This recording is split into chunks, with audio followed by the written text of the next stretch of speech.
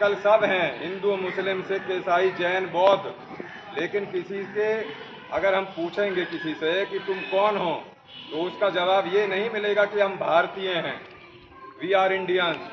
कोई कहेगा जैन है, कोई कहेगा बौद्ध है, कोई कहेगा ये है, कोई कहेगा ये है। और उसी के आधार पर आज का वर्तमान परिप्रेक्ष्य सांप्रदायिक रंग ले रहा है। ठीक है, बाकी सब गांधी जी के बारे में हमारे प्रवक्ता लोगों ने बता दिया है, वरिष्ठ प्रवक्ता लोगों ने। गांधी जी के बारे में जो एजुकेशन, जो शिक्षा के ऊपर विचार थे गांधी जी के, उस पर 1 मिनट बोलना चाहूँगा। उन्होंने एक वर्ड दिया था, होलिस्टिक एजुकेशन, जिसको हिंदी में बोलते हैं समग्र शिक्षा।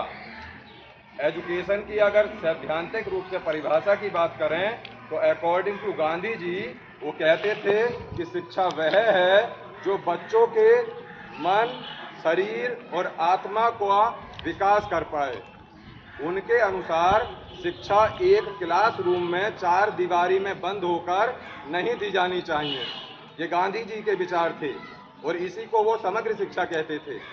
उनके अनुसार बच्चा चाहे घर रहे, विद्यालय में रहे या कहीं और स्थान पर रहे, उसको हमेशा शिक्षित या सीखना चाहिए हर चीज़ से, अपने टीचर से, अपने मोहल्ले से, अपने देश से, अपने समाज से।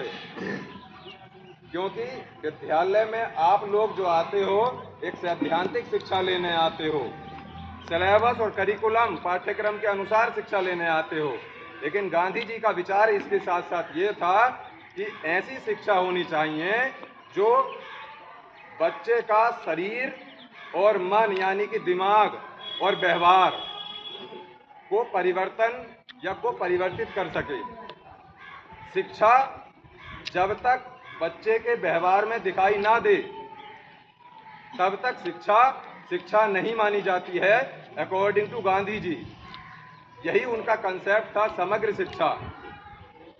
और इसी को कनेक्ट करते हुए लास्ट में आप देखे होंगे कि NET, PhD, MA, BEd, MEd, तमाम प्रकार की हायर एजुकेशनल जो उच्च शिक्षा लेकर भी लोग बोलना और समाज में व्यवहार करना, अपने छोटों से या अपने बड़ों से कैसे व्यवहार करना है, ये पूरे जीवन नहीं जान पाते।